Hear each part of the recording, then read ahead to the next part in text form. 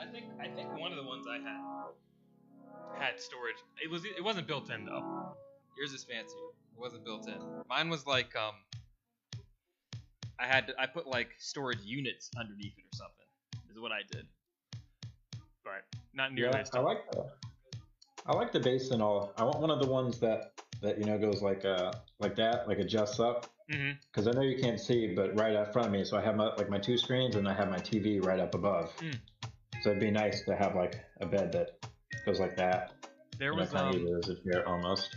I had a moment where I was really into like the low, because like at some point you get tired of climbing into the high bed, so it's like, all right, I'm out of college, Right. I'm gonna get a low bed now, and I got one of those Japanese platform beds with the slats, you know. Mm-hmm. And I know. It was great with my memory foam mattress for a few nights. My body was like, "What the hell are you doing?" We've descended into this madness. The low bed. I'll never forget my. I got up to go to work one day. Just this. I think it was the first moment I had where my body was telling me, "Hey, you're getting old now." I got out of that bed, and when I tell you, like, just my entire body just crackled. Sounded like Rice Krispies with all my spine. It was awful. It was awful. Still went to work. Right. Yeah. I mean, mine's my neck, dude. My neck is 7 kinds of messed up, and I'm sure Aaron up like this at the KQ cab doesn't help. But because I'm a low guy. My power stance is I'm there. I'm low. Oh, I'm close okay. to the button. You're low. So you look up and too. I see. I try to get level. You know, get the power stance to level. I'm close to level. I'm a little bit lower, but I can always tell, like, at the end of like a really good session, I'll get into my car, like about ready to drive home, and I'll start to look down, and I feel it. I'm like, oh, I fucked up. I fucked up bad. That's no good. Thursday mornings, man. Thursday mornings, that's right. Listen, I'm on with the man, the myth, the legend, my fellow JAX Queen brother, or I guess Floridian Queen brother, Brian Aston, joined on the show here on the Lazy J. So we were supposed to do this last week, and I'm an idiot, so I had to work. Happens. But we're in here now. We're doing the thing. You guys in the chat, have fun. It's gonna be a fun time. It's always a fun time. We always talk about this all the time. How much fun you guys are up there in Jacksonville. Your scene's cool, man. We may not be the best, but we know how to have fun for sure. Right? No, you guys know how to have fun, and I mean, hey, you guys went to Bumble Bash. You guys have been down to South Florida.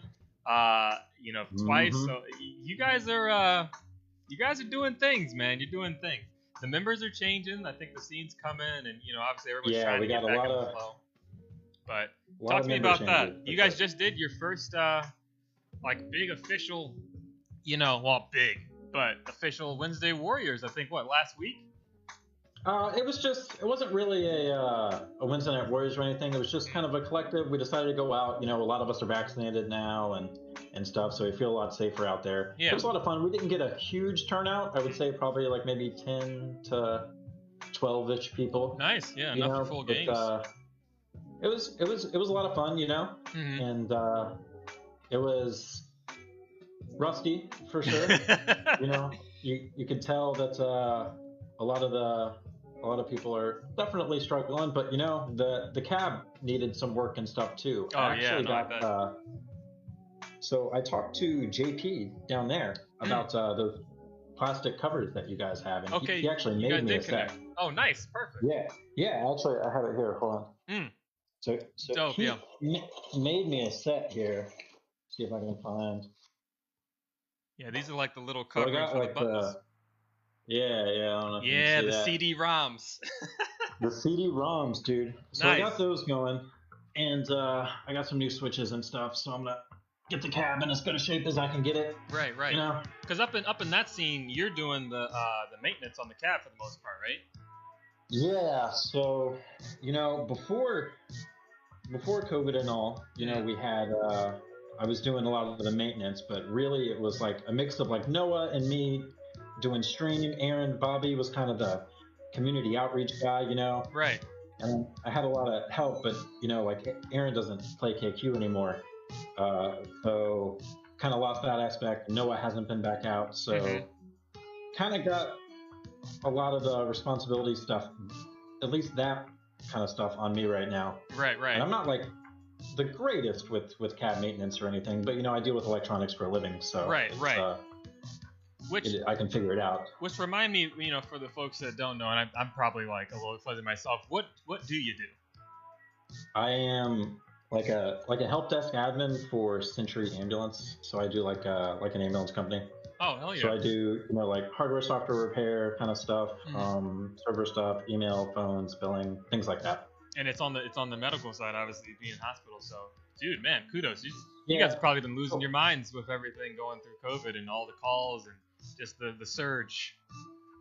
Yeah, it's been busy, but things are starting to return back to normal and stuff. Mm-hmm. It's been I know we're still expanding and stuff a bunch, so it's been kind of tough keeping up, but it's not too bad. And then you mentioned I got to get the elephant in the room. We talked about it a little bit before, and then just with as much tact as you can possibly muster, Aaron Bobby was the first JAX person to come on the show when we did season 1. Infamously, his drink, which we'll get into ours, but his drink was whole milk in a wine glass. It's like if you don't remember the guest, you remember the drinks. Like it's one of those. I always joke about Kyle. He had his toolkit. I talked to him last time he was on the show a couple weeks ago. And then this time he's drinking out of his mom's fancy measuring cup. He's hamming. He does it for the ham. But I've got a concoction. What you drinking? This is we were talking earlier. I did the grocery shopping today, so I've got nothing that I need, but everything I want.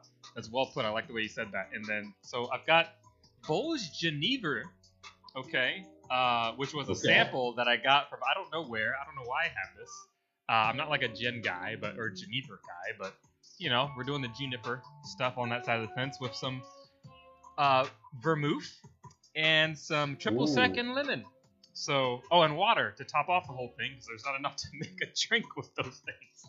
Well, yours is way classier than mine. I have a rum and Coke, the classic. See, but like simple as it gets. Oh, you got the big ice too. I don't have any ice in this. Oh yeah. I don't know if you can see. Already. Well, it's almost kind of melted, but yeah, the big boy ice cubes. JAX 1, SFL 0 right now. I'm keeping score. So we got into that, and then obviously, with coming back to Aaron Bobby, what happened? You said like maybe 2 weeks or so after we did the show, he was out of the scene? 2 weeks, maybe a month, something like that. Yeah. I don't know how much, because I don't even know that much, but he posted in the group chat at one point that he wasn't going to be coming out anymore, and I believe he quoted like health reasons. I don't know how much. Oh, well, that's unfortunate. He might have like asthma or something. So I don't think it's up to him. I think he would love to be out here and all, but there's not much he can do. Of course, obviously we as a community loved having him. He was great. Really kind of held a lot of the community together, and even the outreach with you guys and doing tournaments and stuff. He was fantastic. So yeah, man, really iconic guy. Always a lot of fun. High energy. I always like that. So. Man, that sucks. Hopefully he gets to a point where he's feeling better. Maybe at some point get back on the cab. But it'd be like that. I understand. And then you guys, especially in the scene, no small short of tragedy, just with folks that have unfortunately passed away, folks that have kind of had to move on and moved out to the scene. But they're still with us, so that's good. I know you guys got a guy now setting up a shadow scene in Houston. The Cheyenne. Yeah, Chan. Yeah. Chan. Goes by Chan. Yeah. So he's in Houston now. He just left. Well, I guess actually it's been a few months now. Right. Maybe longer. But he was a great part of our scene too, man. Up and coming clean. Loved to clean all the time. Was really good at putting in the hours, getting practice. Mm-hmm. So hopefully he can find a home out there in Houston and continue to develop, because he was one of those guys where like, oh, this kid's gonna be good. Yeah. Like, you can tell. You can tell, like, oh, he's gonna put in the work. I remember seeing him at when you guys had what do you guys call yours? Winter Harvest? We had Winter Harvest 2. Winter Harvest, yep. And he had a team up there. We were playing against him. He was like, all right, I'm gonna just go at it. I'm gonna give him my all. We're gonna go. We're gonna play. We're gonna have fun. Yeah. And I always love and appreciate those guys, because like on the one hand, kind of what you hear is like, all right, we might not win, guys, but, and it's like being able to really champion a team, have a lot of fun, and keep everybody engaged. And it takes a certain kind of person to do that, because other people, they just get upset, frustrated, and so you got to protect the fun. I'm no stranger to being upset and frustrated with the game, for sure. But I definitely understand mindset. I've been trying to, be better about it and all, especially when I first started playing, and like I guess it would be early 2019, because y'all's tournament down in South Florida, the first Queens Gone Wild was my first big tournament. I've been playing for probably like 2 or 3 months. Oh wow, that's like that. Okay. Yeah, and I took a team down and was queening down there, and that was the first point I was like, oh, we suck. Okay. Oh, we're trash. Got it. That was an interesting tournament. You came down. You guys brought a huge team with you, but boy, you were not doing so hot that tournament. I think you got real sick. Well, this is the next one. I'm sorry. So 2020 was the tournament I was sick. I was actually at Queens Gone Wild 2019. Okay, 2020 was the one. Yeah, 2020. Oh, that is a story and a half, dude.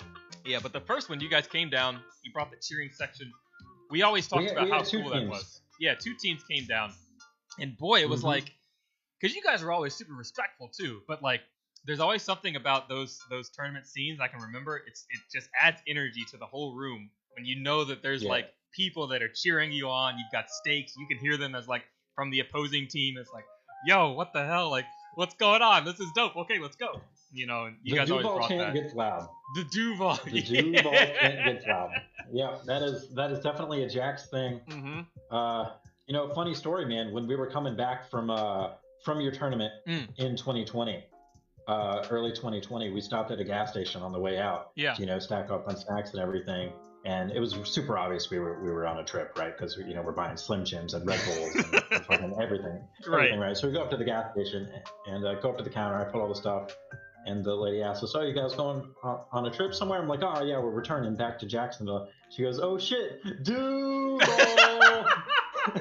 I'm like, "How do you know that in South Florida? How do you know that?" Why do you know? But you run into it everywhere, man. Everywhere, people just know.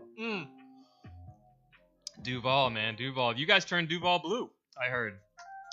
It is a blue. All the big ones. I don't know how long Duval has been blue, but I hear all the big cities have been blue for a while, right? Yeah, at least in Florida. At least in Florida. I'm not huge into politics, but no, but I remember that was like a big deal. Somebody had posted about that, like, gotcha. Like we did it, boys. Like that was pretty cool. We did it, boys. But no, Duval, man, pride for Duval. You guys have a cool city up there on King Street. When we went up, we were walking around. We did some others, like there were food trucks around there. We had a nice Airbnb. Like that was yeah. It's always good because you guys are so close. Well, I mean, close relatives, 4.5 hour drive, but like I close for KQ terms. Right. Definitely the closest scene in that crowd. And then we've been toying around this idea for a little while of doing a North versus South type tournament meeting in Orlando at Arcade Monsters. That would be so much fun. Yeah, we did like a little like mini one, I think, and there were a couple teams that came up, right? And we did that, and that was fun. But yeah, I definitely want to try to do that again in some kind of capacity because that was just fun, man. That was really fun. I would love that scene to take off. I just think it's it's so walled by that whatever the $10 wristband or whatever they have. Well, in there. Apparently they've expanded. It's like one thing as a business, like they're doing pretty well, but yeah, as a scene, are people gonna go in there and pay that cover? I don't know. Right. Yeah, it's tough because I think the other part of that is KQ is such a good like fun drinking game. Friday night out with friends. Right. And, it does have alcohol there, but it's an arcade with like a little bit of a bar versus like a bar with an arcade. Right. I would argue that like Keg is and maybe even Glitch. So yeah, there is that distinction for sure. There is that distinction. There was a bar like that when we went to the Dallas Free Play. It's very much arcade with a bar. But I mean, their bar was pretty dope, and it's a big spot. All the arcades are in pristine condition. Outside of South Florida, and then obviously Bubble Bash. Have you guys managed to do any travel to any of the other scenes, or not quite yet? I personally haven't yet. I really wanted to. I was told myself, before all the COVID and stuff got crazy, I really wanted to make that a point in my 2020. Yeah. And then obviously this happened, but I knew that I wouldn't be able to always get a full team to travel, but there's sign up sheets and hop on random teams and stuff. And I feel like that's the way to get your game to the next level is going and playing at those. Because every time we've gone to, Bumble Bash or Queen's Gone Wild, those of when the level ups have taken place. Right. Yeah. Those are the big ones. I feel like you guys leveled up pretty quickly too.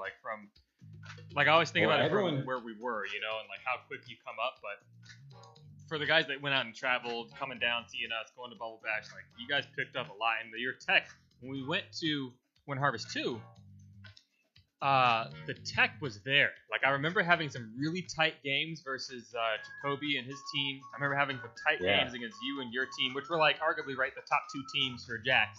Your team and Jacoby's. Yeah, they actually lost to Jacoby's team too. They pulled it out. Well, we've been so coming back from Bumble Bash and all, we were all this, snail is the way, snail is the way. And we neglected the berries, and man, did they ram some berries down our throat, dude. It was brutal. Yeah, man. We're winning the 1v1 on Warriors, and we're locking the queen out, and those berries are flowing. Nothing. That's nothing what it was. I remember that was a pretty big upset, but I didn't really, I was in it, I was watching, it's like, oh man, this is happening, but it was berries. Okay, that makes a lot of sense, yeah. But you guys' formations were tightening up. You got Joshy Two Fingers over there, and everyone kind of coming in, getting really good, really fast, man. Well, you want to talk about getting good, getting fast? That is Josh to a T. Yeah. Yeah, because he's my stepbrother. I don't know if you knew that or not. I didn't know that. No, now I know. Yeah, Josh is my stepbrother, so I got him interested in the game, and I brought him out. And that first night, he's like, "Yeah, I'm hooked. Let's go." That's his mindset. He did the same thing with I don't know what's a game. He gets hooked on COD. He gets hooked on MMOs. He gets hooked on everything, right? He's got that competitive. He's got a very addictive, competitive personality, and so for the first, I want to say 3 or 4 months that he started coming out. Our drafts with free play starts at 8 or whatever, and then games start at 9. He was there at 7, putting money in the cab, just practicing tech. Wow. Just an hour beforehand. I'm like, yeah, he's gonna be good. So he got good very quick. He took his own team to Bumble Bash because he was kind of a last minute addition. And but he was on our team at the second Queen's Gone Wild, and that was an awesome tournament. Yeah, a lot of really fun games. Second Queen's Gone Wild. I remember playing you guys because you guys were in our pool. We were in the pool with the tournament winners, Taheen, as well. Yeah, we had a tough pool, man. It was first and third place teams. Yeah, it was the hardest pool for sure. There's something about Florida and being in the hardest pool. Granted, it's a South Florida tournament, but Bumble Bash, we were in there with Knee Howdy and one of the other New York teams. Yeah, dude. Is a thing. I was in the same pool as you in Bumble Bash. Right, yeah. And we went winless in pools. We did not win a single game. A game? And then I think we finished... we may have won one game, but we didn't win a set, 2 out of 3. Right. But then we went to the the wild card tournament or whatever on day 2, and we won 5 sets or something. Yeah. We finished 35th. I was like, how do we finish almost middle of the road and go winless in pools? What happened? Our record is 4-12, and we're sitting at 35th. Right. 37, it was 52 teams, something like that. I heard. But I remember Queen's Gone Wild. I think we took you guys to day map. We got you guys at day map. We got you guys at night map. But dusk map, you guys were on some other stuff, and I don't know what it was. But all I remember was the final kill. We were diving down into the mid. I don't know why the fuck I was going down there. But you were like, me, dude, you were chasing me. Oh, I'm gonna get him, and you just turned and got my ass, and it was I don't think we had much. We didn't have much else going, I don't think. Maybe. I know you guys had the snail almost in the gate. Right. And we were both on last, and the whole time I was just doing laps around. I'm like, well, I'm just going to make a decision. If he dives after me here, I just got to go for it. Right. I just got to go. That was a really good call, man. And, from that point, it was oh, it wasn't a clean. It wasn't a clean sweep. Arguably, oh, my God, they took a game. We took a game off of Touchin, too. But then you guys turned around and took a game off Taheen. I was like, yo, what is going on? Yeah. And that was really big, because you guys taking that one game off of Taheen put them in the same record coming out of pools as we were, because you guys took a game off both of us. So, that was actually a really, in the post, whatever, if how the tournament goes, the points and whatnot, it was really important. So, cheers for sticking it to Eduardo one time for me. But that's dope. So you were mentioning you wanted to see about doing some travel in 2020. Didn't get the chance, obviously, but which places was on your list for travel? Where were you trying to go? Maybe Chicago, maybe other places. So Dallas is huge on my list because my dad lives in Dallas. So good scene. Obviously, I'd be able to go there. Haven't I visited in Dallas a bunch, but I haven't gotten the chance, go play KQ because I'm usually there for family and all. Right. So that's a big one.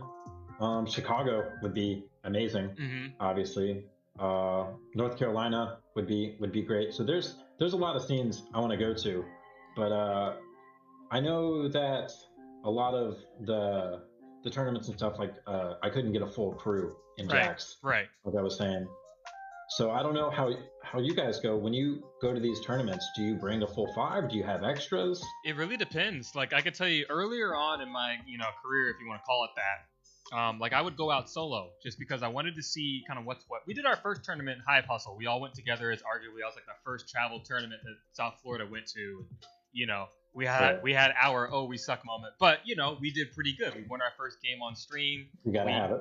We got bodied off stream, so no one saw that. But it was good. But after that, I went and started to try to just play with other people to try to mix and try to learn as much as I could. Richard on our team was doing the same thing even before High Hustle. He went to Bumble Bash. Before that, he got on a team. I went to Chattanooga. I played Warrior with Andrew Wilkening and Casey out there in Chattanooga for a bit. I went to. That's the way to get good. Where else did I go? I went to Phoenix a number of years later. Magfest, but I always go to Magfest. That tournament's just kind of fun. But yeah, I would travel by myself, and then I would queen some situations, and then I would warrior or do other things in some situations just to get like the full picture. But when we go to Dallas, yeah, I took my my side team, Fire Nation. I took them to Dallas. We went to Jacksonville to play you guys. Yep. Before that, we went to Baltimore to crush. Yep. And then Baltimore too. We had them out there. So, I mean, I'm a big fan. If you can get 5 from your scene, like keep it in the scenes, man. A lot of people now they play for a long time, and I think maybe as your scene gets older, maybe there's some weight to it. People change. They, you can't always keep the gang together. But new scenes, I think it's really important for the scene itself. Go as a team. As much as you can. If you can't, cool. Get out there with whoever you can. It's easier when you're by yourself. I'll tell you that. Most teams are willing to pick up one person. That'd be my advice. Right. Yeah. Obviously, would love to play as a team. We have my team that collectively I play. It's me, Josh, Matt Stevenson, Nathan Morris, and it was Aaron. But now I guess we kind of have to fill that 5th spot. Probably either Jacoby or we have another warrior down here, Jordan. Would be great is I feel like having that 6th person is pretty clutch. If they need to fill in. Yeah, so. Man. Yeah, my Fire Nation team, we had an alternate. We had an alternate queen, and even now we've got potential alternates. We're trying to see about what the team's looking like. We changed things around a little bit. We got some we got some folks in the chat. We got Jay Harvey. What up, Jay? Jay's cool. Jay was one of the first what do you call him, like JAX ambassadors. I think he came to South Florida first and just like peeped it out and like was seeing what we were doing and brought some of the stuff back up to you guys. And Jacoby's in there, obviously. My buddy JP, teammate, talking about the side B. Yep. Hey, you never leave your main squeeze. So no, it's good, man. It's been really cool playing you guys. And all the South Florida people, I'm telling you, like whenever we go anywhere, because let's be real. Like I think ever since Winter Harvest 1, I'm not sure exactly why. I kind of get it, but also I kind of don't. JAX just has this target on their back of like, people don't like you guys. People don't like you guys. That's like the feeling, right? Not that that's true now, but I think that was definitely true then. There was some kind of thing. I don't know. I don't know what the general consensus is about us now. I try every time we leave and go out of region and stuff. I try my best to present a good image for JAX and all, and we're really friendly and stuff. I think we just had some outspoken people, and some people came into our page and some words were said, and it probably could have just ended that day, but it didn't. Right. And but it didn't. We built that image for sure, but everything about going and traveling has been about trying to present JAX as a pretty friendly scene, and you guys have met us a bunch. You guys know that we're not. Oh yeah. And anytime I go anywhere, I'm telling you, like, dude, it's like a mission. I'm just always telling people, look, those JAX guys, you got them wrong. They're awesome. They're chilling. They're super cool, and they're really fucking talented. Like, you're doing yourself a disservice. You gotta get these guys in your scene. You gotta talk to them. You gotta, and the girls too, because that was the biggest thing I like about you guys' scene is you guys are so like we have a lot of tight knit, man. You guys are tight knit. You got a lot of women playing that game, which is a huge for me. Like more than us in South Florida. We got like less than I can count on one hand, you know. And it's really really cool. So it's a nice balanced scene, and you guys take care of each other like you're a unit. You know what I mean? When you guys travel, you're a unit. Like it's Duval, it's Jackson together. Yeah, for sure. Definitely it's a lot of pretty synergy. Tight scene. Yeah. Not every scene has that, you know. Yeah. So that's super but, important. But talking about, you know, traveling and stuff, I don't know if you wanted to talk about my experience at Queen's Gone Wild too. Oh, but, okay. Oh man, was that? Yeah, let's talk about it. Let's lay it out there. You were not feeling great. You were not feeling great at all. What happened? So we got down there late Friday, I guess, right? So I didn't show up till probably like, I don't know, it must have been like midnight or 1 or so. Oh yeah, and the tournament's Saturday morning. Yeah, so I remember everyone was pretty almost done playing. I was starting to go back and stuff, but I got probably an hour of friendlies or so, and drove back to the hotel. I was rooming with my buddy Nathan Morris, ally, and I woke up probably like 4 a.m. or so, man. 4 a.m., 4:30 or so, dead, like throwing up constantly. I spent like 30 minutes on the bathroom floor throwing up, and I couldn't stop throwing up. Oh no! Shit, I gotta clean in like 4 hours. All right, the fuck do I do? Yeah. So I got my car and I drove to the nearest Walmart, and I got like some Pedialyte and some anti-nausea meds and stuff. And I drove back, and at this point it's about 6 o'clock, and so I stumble in, and Nathan wakes up a little bit. He's like, "Oh man, you up? You ready to go? You excited?" he thinks I'm just like fucking ready, you know, hyped for this game. He thinks it's fucking Christmas morning. I'm like, no man, I'm fucking dying over here. So I go back to the bathroom floor, dude. I'm still in absolute shambles, and I'm like, all right, it's got to pass, dude. It's got to pass soon, right? Oh my god. Well, it fucking doesn't. And when 7 o'clock rolls around, I'm like, all right, what are my options? Yeah. And I found one of those like emergency clinics. And I drove to one of those. I'm like, I need a shot for nausea. Yeah. And they're like, all right, yeah, come on back. So come on back. The shot goes in your ass, man. Oh. In your ass. So I'm sitting there laying on the table, and you can take a shot in my ass for nausea. Oh it's like no. 7:30. Oh no. No. $200. They don't fucking the insurance fuck it. You know, it's one of those quick things. So it's like $200 a shot in my ass. Shit. And 8:30 or so, I'm like, all right, let's play some fucking games. I didn't sleep, but you know, you got to get out there. Yeah? You mean to tell me? What am I gonna do? You mean to tell me that you fucking turned on my ass on Dust Map after all that shit? You took a game off of off of arguably a Tahine after getting a shot in your ass for nausea? Holy fuck! What could I do? Like my team drove 4.5 hours down there. We didn't have an alternate queen. We didn't have a 6 with us. Like that was it, man. Yeah. I played.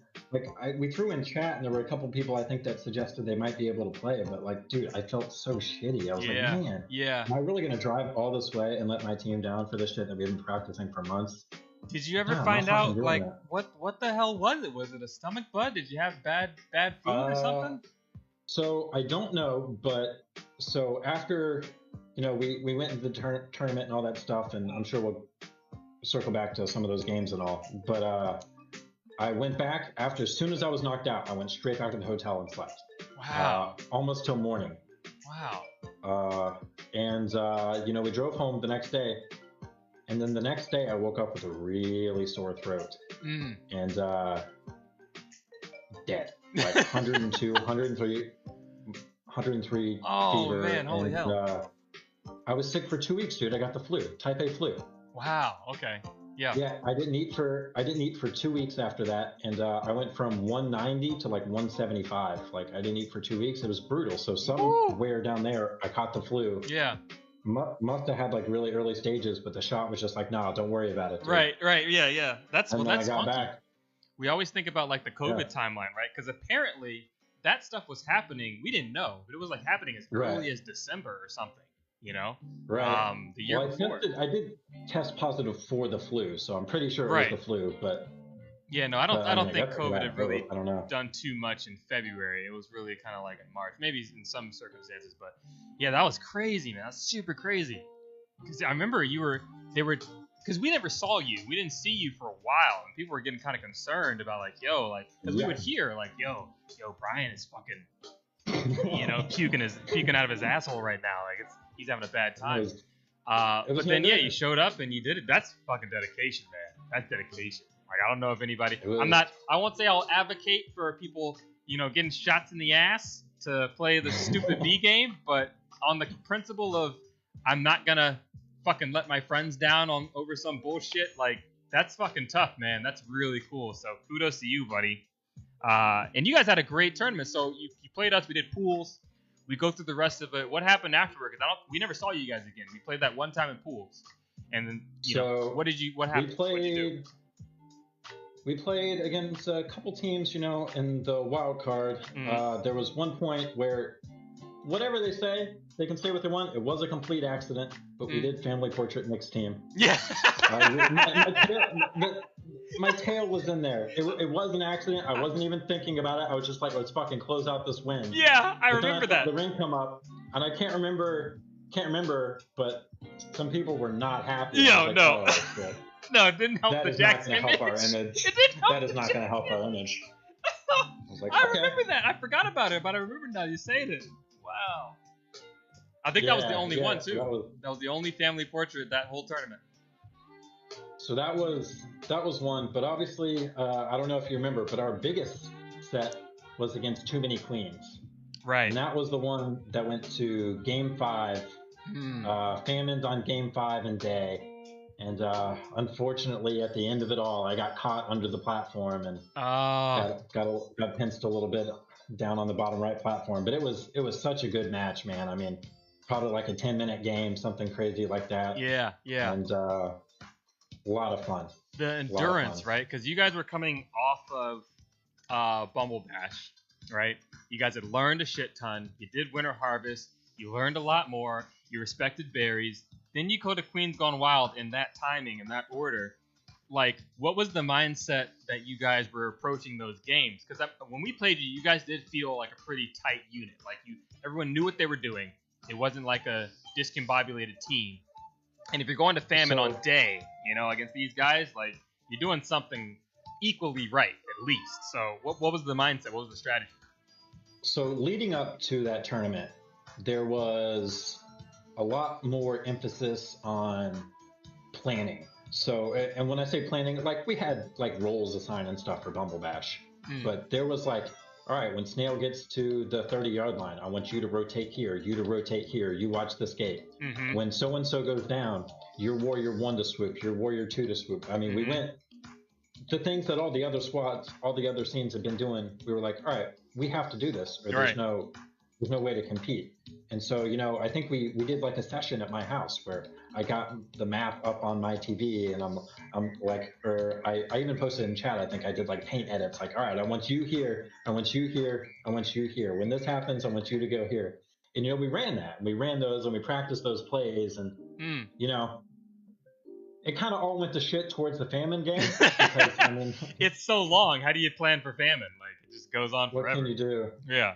Yeah. Well, there was one crazy moment in that game where I remember I was on the bottom left of day under that platform, and I had Queen to the left of me, 2 Warriors to the right of me, and we were in Famine, and it was only me and Nathan up, and I let them in a little too much on the left side, and Nathan had to dip.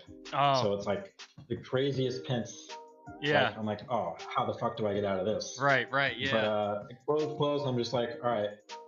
Well, you play Smash, right? Oh, yeah. So I was like, all right, just give a little dash dance. Little dash dance back and forth, dash dance, dip, and then out. And I barely scraped by. And then as soon as time was over, I immediately flew into someone's head and fucking died like an idiot. I was feeling myself after that one, but feeling myself a little too much. I had a moment like that. I was feeling myself. We did I forget who. I think maybe it was it had to have been one of the New York games. It was for sure one of the New York games. It's on day. I think it was a queen kill. I must have got Sam. I don't know how it happened, but I was really excited about it, and I start fucking, dash dancing and diving in the middle of the gate and come up, and then someone comes and just fucking chops my head off. It's the, taunt to get body combo still lives on. Oh, yeah. The classic. The classic. It's so surprising to me how many parallels come along with Smash. And there's tons, man. There's so many. I played competitive Melee for... Oh, get out of here. Probably 4 or 5 years. No, I did. Yeah, I play Melee. More power to you, man. More power to you. I don't know if you can see the poster in the back up here. That's oh, hell yeah. The 5 gods? The 5 gods and each of their mains and everything. Yeah, man. So. What do you guys know about the 5 gods? Nothing. You don't know about that.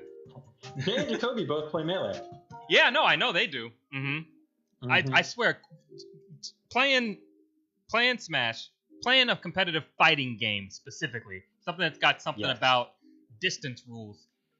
When you're playing as a warrior, really any other role, drone even, there's spacing and timing with drone more so than probably some of the others in some circumstances. But that just having that mindset, it does something different for you, man. It really does open you up to understanding the game in a completely unique way. Absolutely. Absolutely. And I see so many similarities between KQ and Melee and all fighting games in general that, it's not just like physics and mechanics similarities, but mindsets and everything that are so good. So I think if you enjoy, fighting games to any extent, you'll probably enjoy KQ on some sort of level. Jacoby's coming in and giving the record of who plays Smash and JAX. Nathan 420 plays as well as Jay. Melee is life. Melee is immortal. Maybe one day Melee HD. Probably not. Well, I mean, so I'm not sure if you're aware of all the online Melee stuff now. With Slippy with Slippy and whatnot. I like to watch it. I love watching competitive Melee. Like, I can't play it shit. Fast.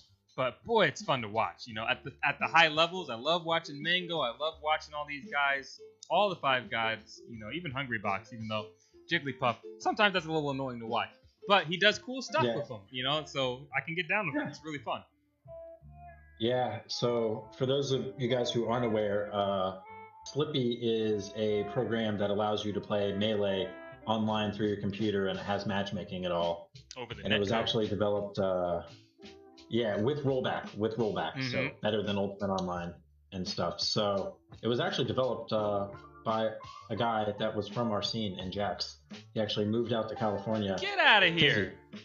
Yeah, Fizzy's from Jacksonville. Wow! Wait a minute. Yo, worldwide exclusive on the Lazy J. Jacksonville made Slippy? Someone from Jacksonville who then moved away from Jacksonville made Slippy, but yes. You should have just took it. You should have just took it and ran with it. That's awesome.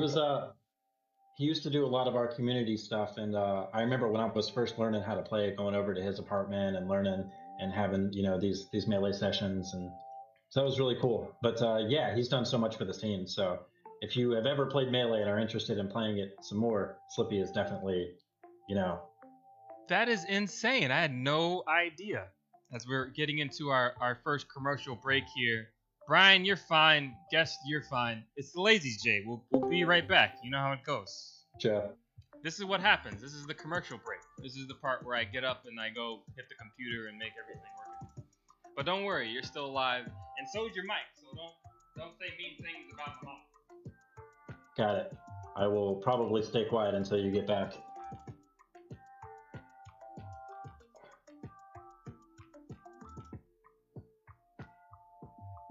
Check it.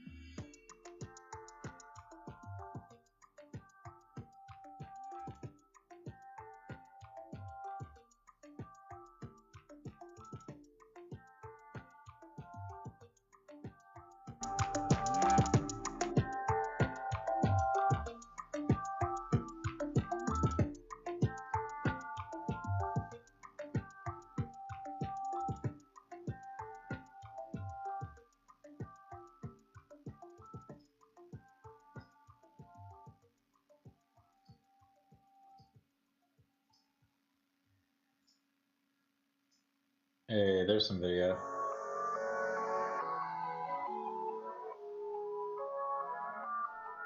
Okay, there we go. There we go. We back, ladies and gentlemen. We made it. We done made it out here. Let me double check. You remember when I was telling you about what's it called? Fucking Windows update. Oh yeah, the worst. How it does that thing with the mic. I'm looking at my thing and it's doing the thing. So I gotta go fix the thing, man. Go fuck with audio levels. Yeah. God, you're good, man. God damn.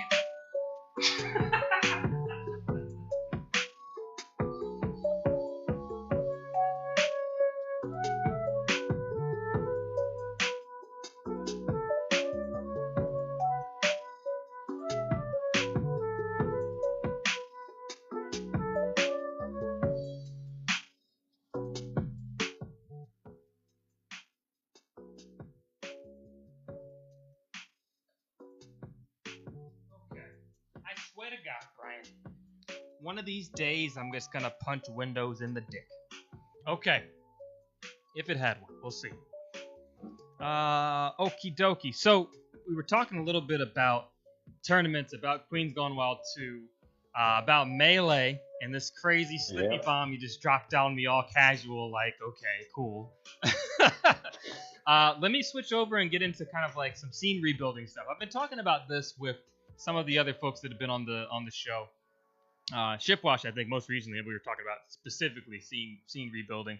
You guys are going through one of these things yourself now. Everybody is. You know, everyone's trying to figure out how to get back. You're getting vaccinated. You're coming out. You're doing things. South Florida, we're going out. We're playing. I think they're doing the Monday right now with whoever's going. It's low numbers, right? It's like, I don't know, maybe they got 10 people today. We'll see. One of our guys, actually, who I think was in Jacksonville, Gabriel. Gabriel, yeah. Yeah, he had moved up there. He's actually in town right now, hanging out and seeing everybody. So good for him. We miss him, man. He's got that voice, you know. He's really cool, really cool. So we're doing that, and we're thinking about how do we get things back out. We announced that we're going to be doing this this vaccine-only invitational, we'll call it, on July 17th. Yeah, we're really looking forward. You guys definitely got to come down. We're looking forward to playing again. Oh, I'll be there. So we'll do that, do some day stuff, make it a big summer deal in South Florida. So you guys definitely come out. But talk to me about JAX. You're doing obviously a lot of the kind of organization, some of the cab, kind of maintenance stuff, and you're one of the guys. Yeah. You know what I mean? You kind of got the mantle as one of the queens, so it just comes with the job. Yeah. Well, how's that coming back? The rebuilding stuff is something, community outreach and stuff where, I don't know, I'm not the greatest at it, man. We're trying and stuff, we've got a decent number of new people out, and yeah, we noticed. Same here. We have a lot of new people that are definitely interested in the game, and it almost makes me wonder if we shouldn't take a night, because we used to do this thing called like Thursday night training, where on Thursday nights you would come out, the cab was on free play, and there was an emphasis on veteran players teaching new people how to play. With more of, if you're brand new, you can learn how to play. If you were, had played the game but were looking to maybe step into that warrior or queen role, we would teach, and then maybe go into some games where like, okay, well, you want to step up your warrior game, but you've never practiced horizontal pincers. Right. Okay, so let's set some up and let's let you practice. Like, yeah. Let's make it a time to level up the community as a whole. And that's a I really good idea. I almost wonder if doing something like that here soon wouldn't be like, I think it would be a good idea. We have, probably 5 to 10 new people that are coming out and are starting to, kind of get interested in that warrior mindset and things. And I think that would go a long way. Right. Yeah, it's interesting because, like you said, there's like the old heads, right? Which I feel like a lot of those folks take some, like, this is time to take off,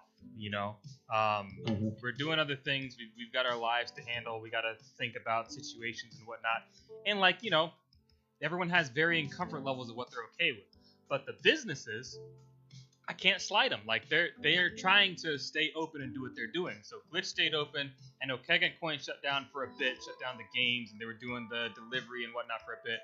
But they did a couple shutdowns. They were down and up, and you know, try to support them as best you can. I know they had carry out beers and stuff for a while where you could go, because they do like 6-packs and things like that. So because that's a tough period, just as from business. Like this is livelihood. Outside of bars, restaurants, you know, events, people that are doing video work, guys that depend on the Super Bowl, you know, the janitors at the stadiums. Like it's so much stuff that's happening in terms of livelihood, right? That's at risk. So there is a standpoint of people are still going to come out and support the bar, try to support, do this and that. So in that, there's been this influx of people who maybe would have never come by before, who have come by now. They're looking for something to do, or otherwise, you know, want to support some local place, and here it is. And they discover KQ this way, and then some of them stick around and they want to learn more about the game, like you're saying. So you guys are experiencing this as well. That's really cool. And then this Thursday idea, I think that's a really good idea for like kind of pushing through. Do you find that it's like difficult to, you know, with the knowledge that you guys have as old heads, as veterans, do you find it's difficult to like integrate a new player to like get them to a level where they can be somewhat viable competitively if that's what they want to do? It can be in just friendly sessions, because, you know, we're only out there for, right now, it's once a week for a couple hours at most, you know. Most people show up at like 9:30, stay till like 11:30, so it's 2 hours a week. So in those 2 hours, you know, most of the time we're looking to get good games in. So, you know, it's one of those things where you don't always have time to stop and teach. And so I think a night dedicated to that would be pretty useful, even if you don't get a full cab. If you get 5 people total, you know, you spend an hour or two there, you learn a little bit, and the next time they come out to the friendlies, you know, they do a little bit better than last time, you know. As far as getting acclimated to the level that we're at, we're not so crazy far ahead that I think that's impossible. You know, like we're obviously still a newer scene, and we have a lot of people who are willing to teach and willing to take that time. But now more than ever, there's all these resources out there for, even if you're not on the cab, to just get good. I mean, the KQ Flight School, you know, YouTube has great videos. There's we were talking with Woody about that. Yeah, there's in-depth videos of, you know, Woody and going over sets, you know, Cody going over sets. There's so many things out there that you can go to learn, even at the highest level. I know I personally had Woody look at our set with Too Many Queens, and first of all, he's just the greatest fucking guy of all time. You heard it here first, nothing, Woody. You heard it here. No money, no nothing, man. He goes over my whole set and writes me out this big word document of. Oh wow. Basically a TLDR of where I fucked up. But, you know, you know, it helps, man. And it sucks because it was almost a year ago now that I did that, maybe a little bit less than that. And I haven't really gotten to put any of the knowledge into practice. Yeah. We're not playing, really. You get in the drought. That sucks. But yeah, and he used to do, you know, the KQ office hours. I went to the first few ones of those and spent a lot of time in there. And that was a crazy experience because it was me, by far the worst player in there, with, you know, all these pros talking. And I'm like, and they're talking, you know, and they'll make a reference to games that, oh, I remember that game. And I'm like, oh, yeah, cool. I don't. Wasn't there. Didn't watch that. Hadn't even started playing for another 2 years. Right. Yeah. That's wild, man. Woody's super. He's been on the show, obviously. Woody, you know, I talked to him. Watched the episode. It's funny, you know, his whole thing, doing the flight school and getting into all that, but also, you know, he was joking about kind of somewhat by default being the 2-time Bumble Bash champion 2 years ago. I mean, no one's held it for that long, you know, so it's like, okay. Maybe one of the earlier teams. I think they were changing out some of their team format, but you know, the same team build has held it for 2 years. So right. It's kind of funny jesting around with that. We were joking about that in JAX too, because our last Wednesday night Warriors was early in like February or maybe March of, you know, last year. So we have this belt. It's like a wrestling championship belt for Wednesday night Warriors. Yeah. And it's a dope belt. That's been sitting in Jay's apartment for a year and a half now. So. Jay, pics or it didn't happen. Put pics on this episode, Jay. I want to see the belt. That's fucking funny. It's sitting up on his little stand there by his TV. So that's Yeah, it's cool. You know, so we've been the champs for a year and a half, so that's pretty cool. Right. Everybody's got so much stuff that's been like disseminating with the time, like, and you're picking up other things. I'm always asking everybody, like, in the dark times, in the downtime, you know, you've been working, you've been busy. I bet you've been super busy with what you've got going on at work. But at the same time, you got time to kill. You know, we're not out playing like we used to be. So what other types of things have you been getting into? Have you just been kind of playing Slippy online, or you know what's what? Yeah. So I played a lot of Slippy. I also play tennis. So I did a couple tennis leagues. Yeah, not in bad. my off time, did that. Played a lot of FF14. I play FF14. So that's been cool. Recently, the game I've been playing is Bravely Default 2. Oh, okay. So I've been putting a lot of time into that. Buddy of mine played the first one a shit ton. Yeah. I enjoyed a lot. I didn't get too far into what game was I playing? Oh shit. Well, now we're playing Monster Hunter Rise. We talked about that a little bit. Yeah, I saw your Facebook post a little bit ago. I got into some problems where like you get to that mode where it's like, okay, let me try to tackle the backlog. But instead of tackling the backlog, you just keep adding new things. Oh, dude, that game is so grindy. All Monster Hunter games are grindy. It gets I haven't got to the grindy part yet, but I'm getting there. High rank is coming. You need the time. You need the time to devote for sure. Mm-hmm. So you've been playing Bravely Default. What else have you been getting into? I guess not really much. Makes me seem boring, I guess. Just games and tennis, and there hasn't really been a lot to go out and do with COVID and stuff, so it's not like there's a whole lot to get into. Right. Trying to think. It's this whole past year, man. I'm sure everyone has the same exact feeling. Oh yeah. But it was the slowest, quickest year of all time. Yeah, that's a good way to put it. Yeah, so it feels like it's been. I can't remember a time before COVID. Like I can't remember a time like not putting a mask on to go out into public places, and can't remember that. But at the same time, the whole year is like a blur. I can't believe it's been a year and a half and it's been this long already. Right. Yeah. It feels like it's kind of just happened in a way, but it has. It's been over a year, and vaccines are coming out and people are like used to wearing masks. Some people still don't like it, but they're at least used to it. They understand that this is the way it is now. I always think back and like wonder what's going to happen after, like Japan, other cultures, other places, like wearing masks is pretty normal. If you're not feeling good, you just put one on. It's so crowded, and now I think it's like me personally, like I'm conscious. Like I think about who touched the doorknob, and who's right. Yeah, those thoughts that you kind of took for granted before. Right. It's like they're kind of popping in your head now. Yeah, man. Like it's like a death sentence now. Anytime someone coughs in public, like huh.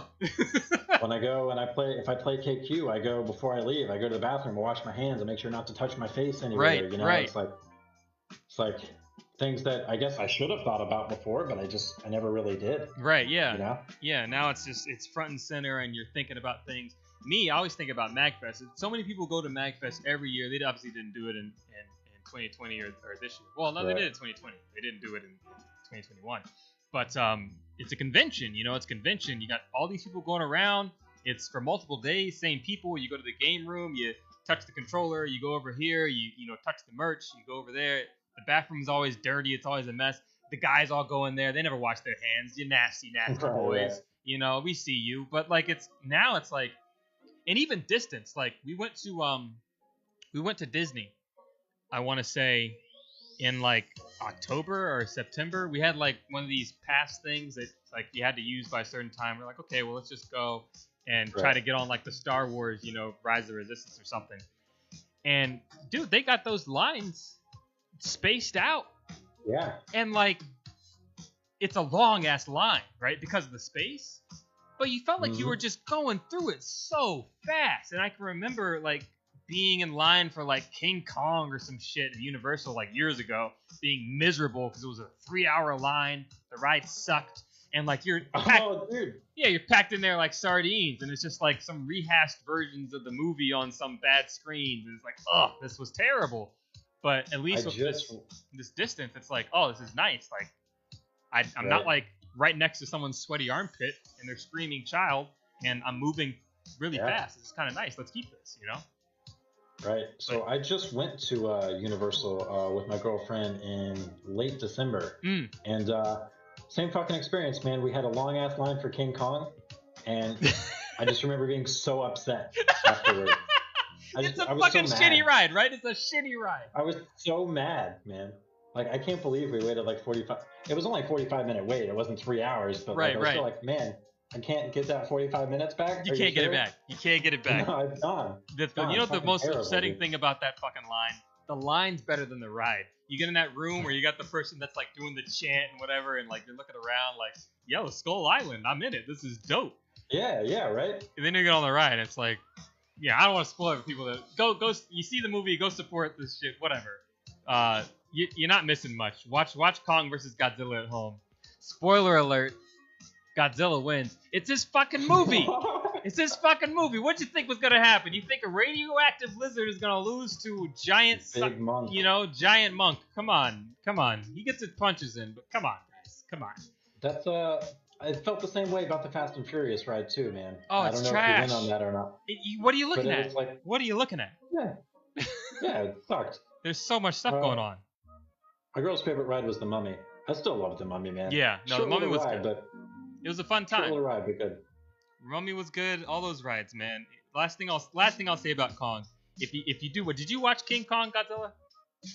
So I haven't finished it. I've got like maybe 20 minutes left. I don't know if I'll ever finish it, man. Okay, fair enough. You'll get my reference. So my wife and I, we watched it. It's the funnest game. I swear to God, you'll fucking laugh yourself to death if you do this. If you watch Godzilla, if you guys haven't watched it yet, the monsters, they roar, right? That's Godzilla's thing. He's got that iconic roar. King Kong, he's got his roar. Just imagine that every time they roar, they're just screaming at each other and calling each other a bitch. Just imagine that. You got two monsters just yelling at each other. They're just screaming at each other. There's like that one scene where they're both screaming at the same time. We fucking died. We died. It's the funniest shit. I'm telling you. Just play the drinking game. It's fun. Take a shot. It's fucking fun.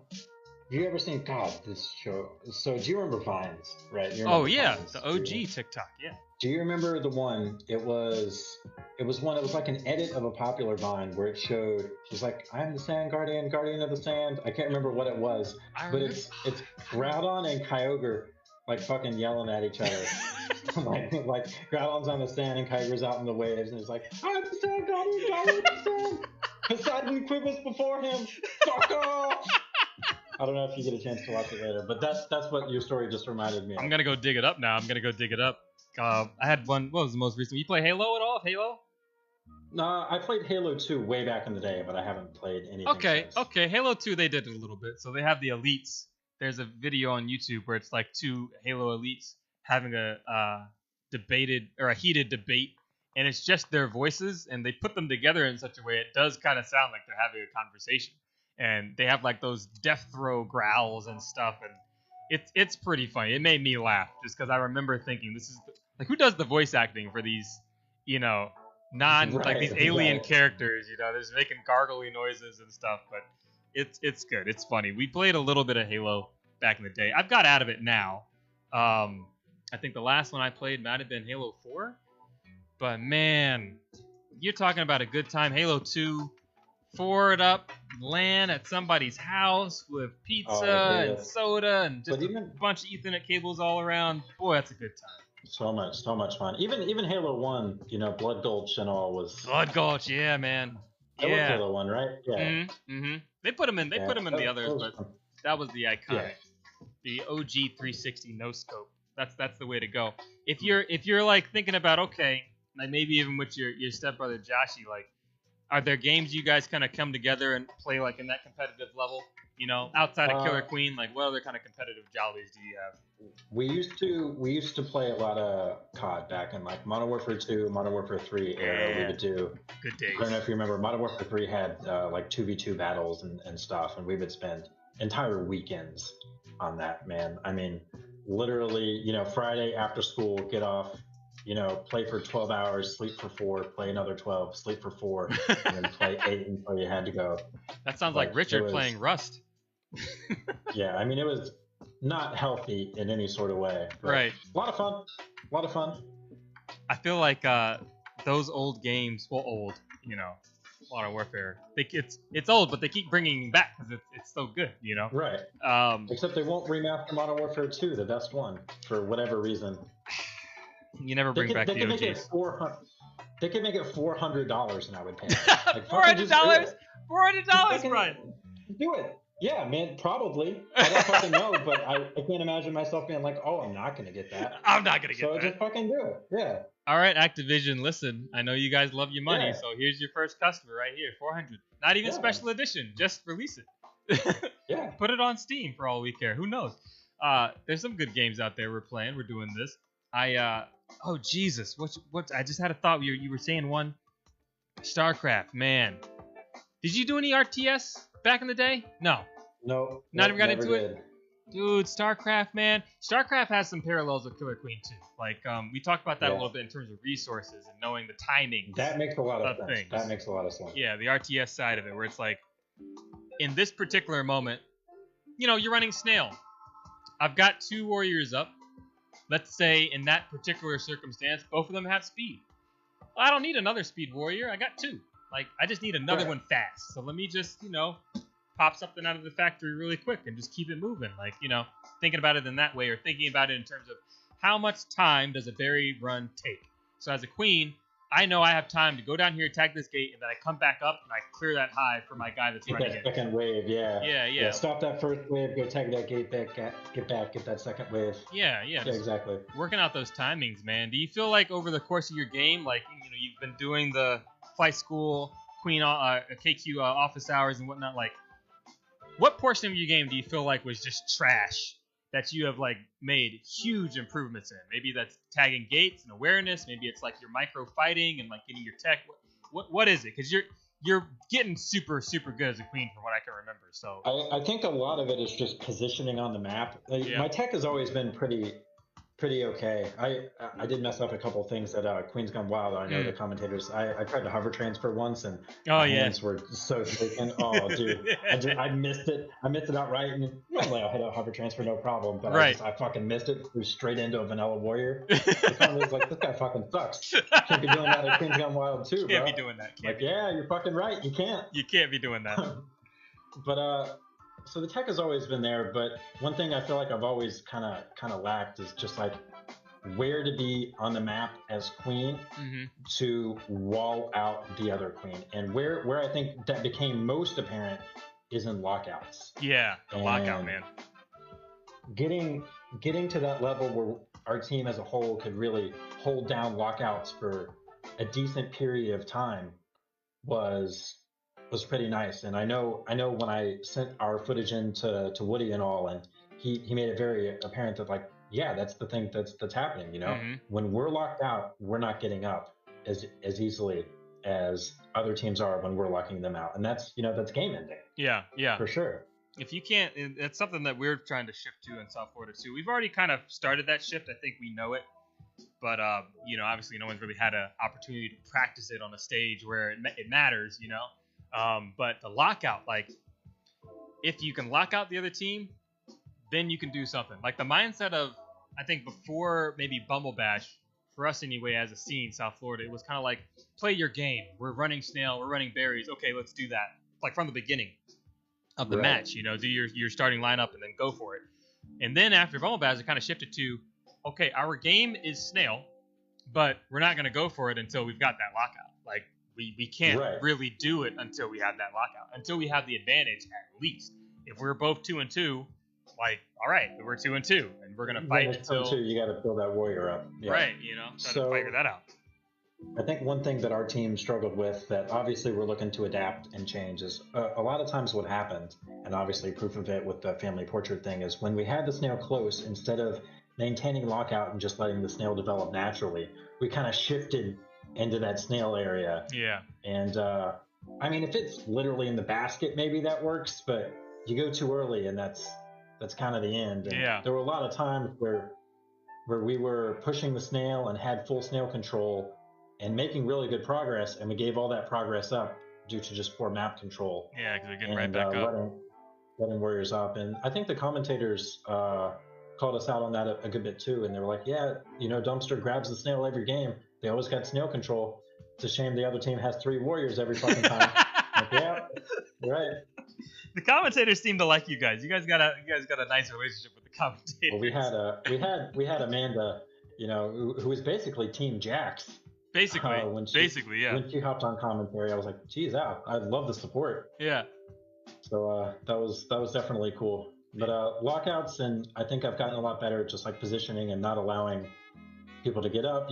Consciously hunting drones is, I think, a pretty big thing that like a lot of newer scenes don't necessarily take the time to do, that end up playing a pretty important role in lockouts altogether too. Yeah, man. So it's because everybody wants to do that cool thing, and I get it. You want to get the mind game. It's poker, right? Like, we like to outsmart people. We want to show the hand. Oh, you thought you had it, but here's the straight flush. Okay, bye-bye. No, I can't believe I just fucking forgot. I've been playing a shit ton of poker. You've been playing poker too? Doing. Yeah. I picked up a little. Poker. I picked up the Zynga app. No money spent, but I watch a lot of ads to get chips. Gotcha. Oh, so yeah, I have a game that I go to, and in Jacksonville we have Best Bet Poker. So there's 2 locations, and you can go and play cards for real. Oh, nice. Yeah, so I've been going there the past couple of weeks and all. It's been a lot of fun. You any good? You winning any?